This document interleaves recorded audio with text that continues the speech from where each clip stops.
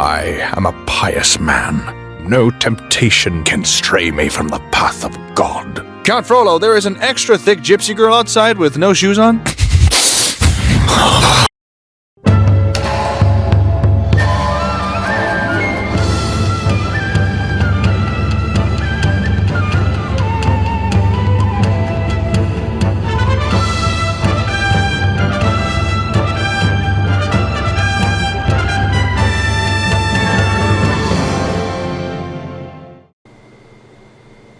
Yeah, I know, we've got a different location and I've got a little scraggly beard going, but that sums up this episode. It's this whole story arc. It's actually sort of a ageless episode.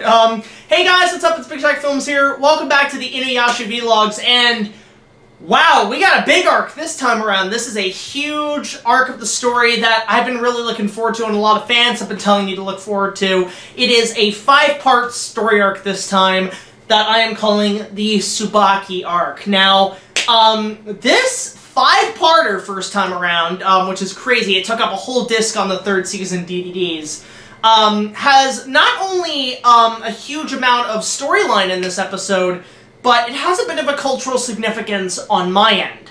And it's mostly with the first part, and I'll explain that in a sec. So, the plot of this 5-parter entails essentially an old sort of mage, wizard, witch character, sort of a wicked witch type with gray hair and shit, doing some spells and possessing people, and Kagra visits her and pretty much says, you want to help us get the jewel, and you want to help us, like, get rid of this guy named InuYasha and all that stuff, and she's like, I have no reason for that. She's very Palpatine here. And then Kagra says, well, what about killing Kikyo? And so the wizard bitch is like, well, I have no business Kikyo, you say, and it brings us into who this character is. Her name is Tsubaki, and she is the Dark Priestess, who I just want to point out, because I did put notes on this episode.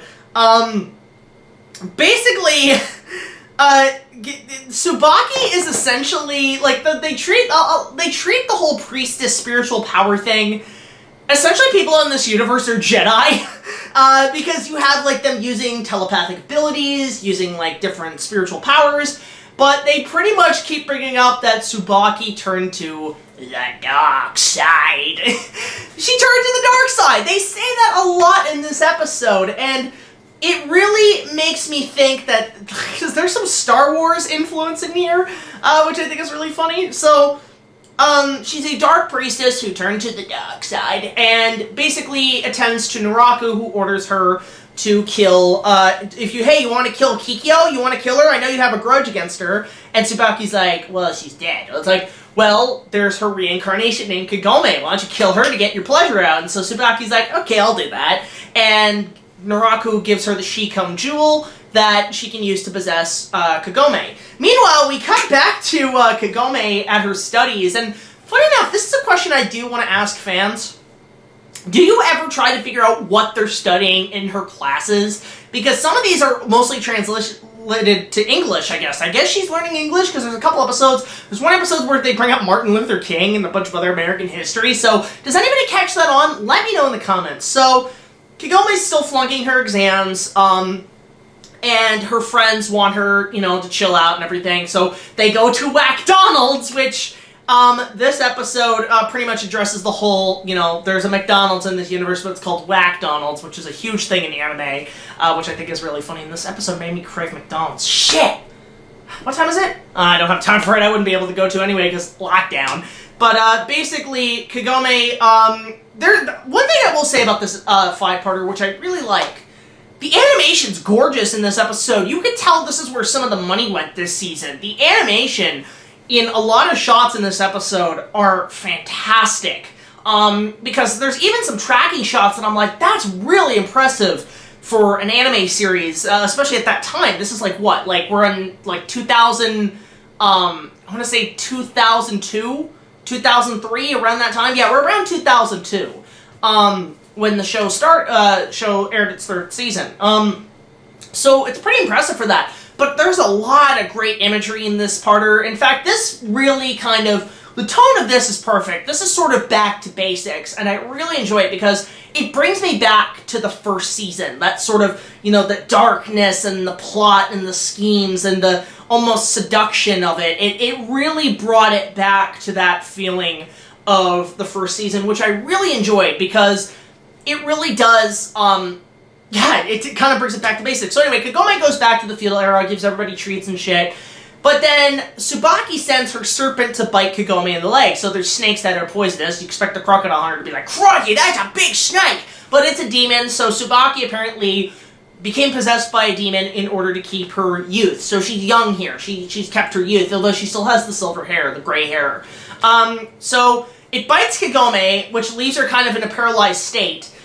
But then the Shikon jewel shards that they have start to get possessive and dark, and actually the bottle, because of Tsubaki, shatters that Kagome hears, and it goes into her neck. Now, funny enough, whenever I saw clips of this season, I keep forgetting how the jewel shards got in Kagome's neck and is making her painful. Because you think having glass shards jabbed in your neck would hurt your throat and not be able to allow you to talk.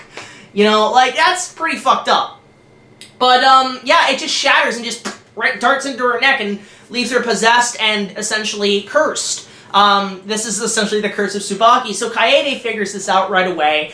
Moroku and Sango go to investigate. They find Tsubaki's little fortress hut thing, which is sealed off. And the first part ends with Kagome and InuYasha in the hut.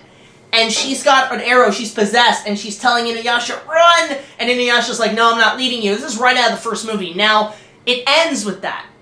And, funny enough, this is where I want to get into sort of the cultural significance of this arc. This was, believe it or not, everybody, the first InuYasha episode I ever saw. Which is funny. This is back in, I want to say, 2003 or 4? About 2005, 2006-esque.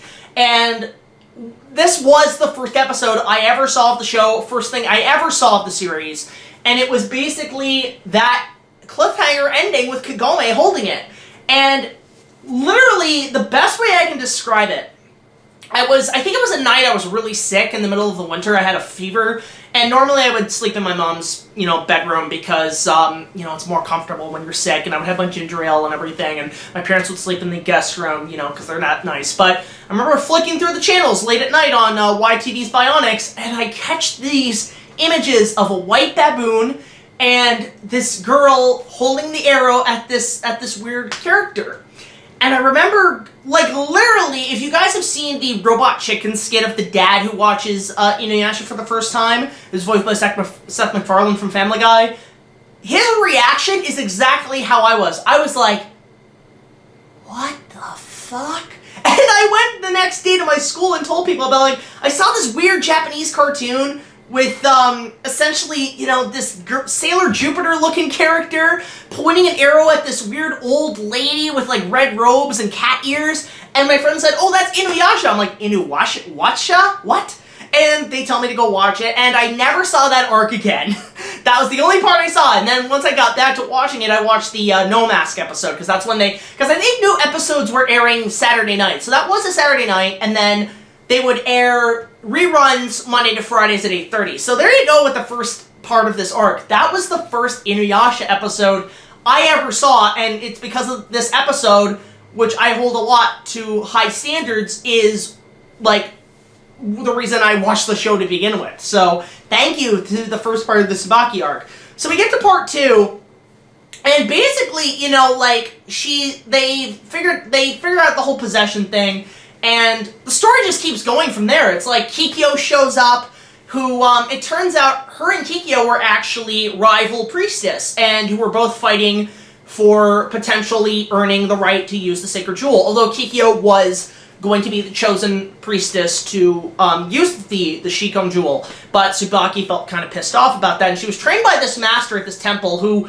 I don't know if they've clarified that was also Kikyo's master, but I like to think that that's a separate guy. That's another guy, and he's voiced by Scott McNeil, I think. But basically, in the past, during the InuYasha Kikyo love storyline, Tsubaki was interfering. She tried to put a curse on Kikyo, and Kikyo deflected it, yeah, fuck that, and it hit her right back and caused her to be old and scarred, and that's why she seeks eternal youth.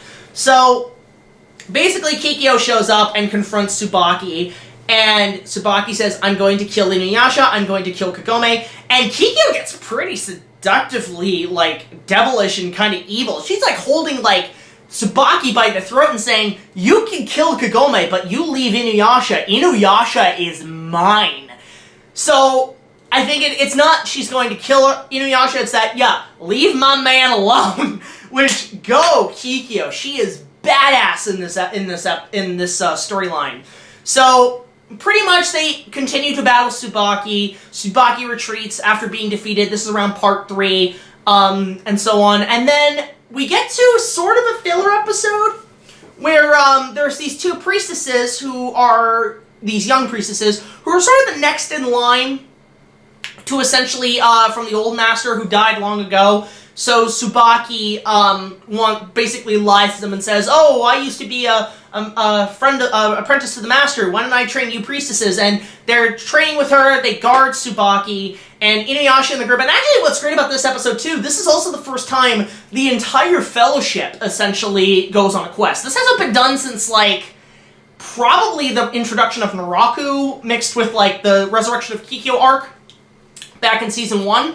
And what's great about this one, it's InuYasha, Kagome, Shippo, Moroku, Sango, Kilala, and Kaede. They all go on this quest. And they come across the priestesses, and this whole episode of, I think, like, the 4th part is very much a kind of fillery where they have to fight these 2 priestesses, and it's comedy, and, you know, it's pretty funny. It is pretty funny, because the priestesses make these giant, almost balloon-sized DeviantArt page versions of InuYasha and Kagome as sort of the spell, and it's sort of this battle of wits with spells and magic, which is pretty cool. Obviously, the girls are very Moroku's very flirtatious with them, and Shippo's kind of the cute little fox thing. It is essentially back to normal, which I really like. And as we get to the 5th and final part, this is essentially Tsubaki's final battle. She's essentially defeated and dies, you know, but she leaves a lasting impact because the whole scene is like, yeah, she's evil, but there is some sympathy. She does remind me a lot of a DC villain, like a DC Comics villain, a Batman villain, who, yeah, she's pure evil, but you can tell she's had a tragic backstory, so when she dies, it hits pretty hard. This almost felt like this could have been a canonical movie. If this was like a canonical TV movie, I actually would have been okay with it. But obviously that is not the case. But this would have been a good concept for like a movie, essentially, because it's 5 parts long. You could watch it in probably like 2 hours and get the whole story around. So there's a lot to go on with this arc, and I really enjoyed it for it. This is essentially back to basics for the InuYasha series, which I really like. It really brings it back to the roots and story. The animation is on par. The animation is top notch in this arc. The shots are great. There's a lot of return to comedy, darkness, drama. Everything is in here, and it's absolutely wonderful. And something I forgot to mention, which is kind of weird, again, I'm looking at my notes, is that Kagome's mom, along with one of her friends, is voiced by the same actress, and I can't remember her name for the life of me, but I think that's really odd. And then it doesn't help that this actress also voiced Cyber Six. I don't know if you guys remember Cyber Six. It was a 1-season sort of Batman animated series sort of knockoff, but it was pretty damn good. The theme song kicks ass. And speaking of music, which is pretty interesting, this is another instance of part 1 was the last time we heard the song Dearest, which is one of my personal favorites in the ending tracks for InuYasha, and it's a good song. But we now get a new track. I can't remember who the band was, if it was Every Little Thing or not, but the song is called Every Heart. And really dig this song. And I really enjoy like how each of these endings pretty much end at night, where, you know, you're allowed to relax, you're allowed to, like, after a huge action-packed adventure, it allows you to calm down and go to sleep. I brought this up before, but this one is one of the better ones. I really like Every Heart. If you guys can go check it out, go look it up on YouTube. It's a really good song.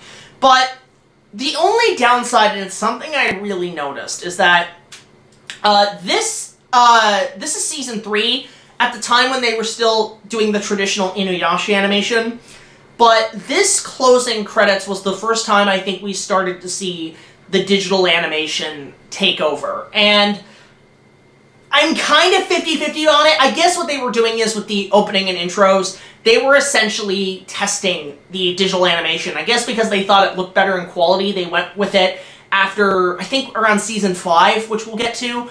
But I will explain it later, but it does become a major distraction in terms of transitions from these last 2 seasons to season 5. It becomes a real distraction, but I'll get to that when we get to it. And my posters are coming down like crazy. I apologize. So that's kind of interesting that, you know, like the ending song is great, but it does see a little bit of this is where we're going with the show in later seasons. Tsubaki I found to be a very formidable foe for the group. I wish she stayed around. I think she would have been more interesting as a character, and goddamn these posters. I've had these issues with these posters for a while, especially after I did the first movie. So Tsubaki's pretty interesting. She's got some great powers. She's essentially a Sith Lord. She's like Ventress from the Clone Wars, which is pretty kick-ass.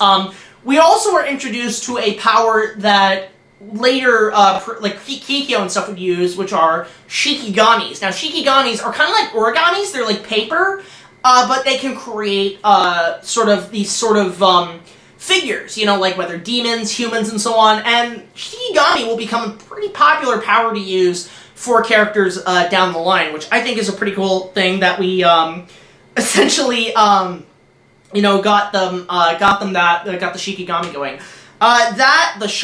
Introducing essentially the Dark Jewel, which is basically when the Shikon Jewel becomes corrupt with hatred and evil. It does create curses, it does create sort of a darkness, and this is what Naraku's goal is. I guess he is sort of a Sith Lord. In fact, you know what? Cosplayers. I know a cosplayer, I think ZEEKAYART is her name. I've been watching her on Twitch recently. I've been watching her on Twitter and everything. She does an amazing Naraku cosplay.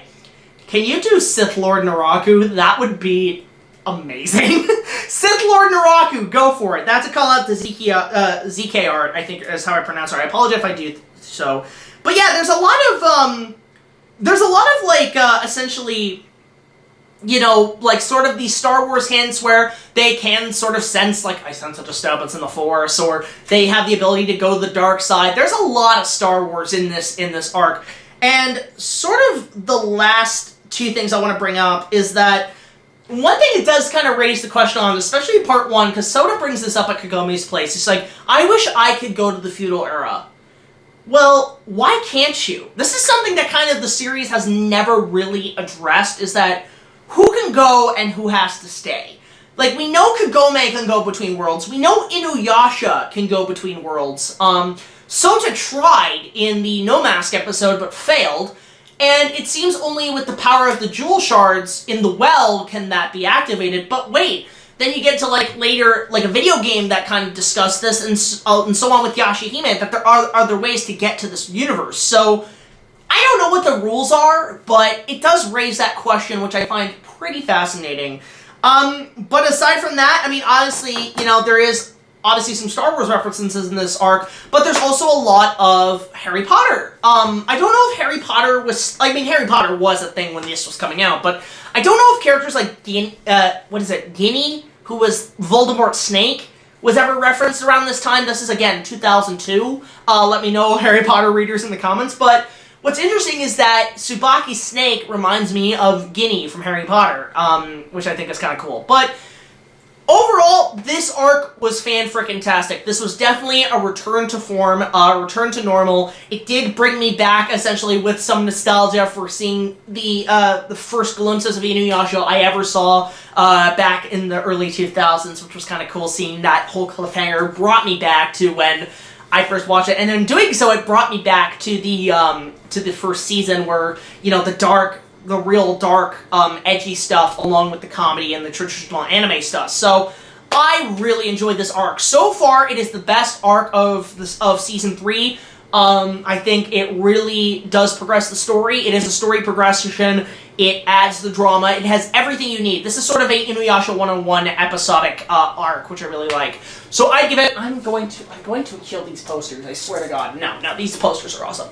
But I'm gonna. Oh, fuck it. I'm gonna give these this arc pretty much a 10 out of 10. I really dug it. I thought, or actually, you know what? I'll give it a 9.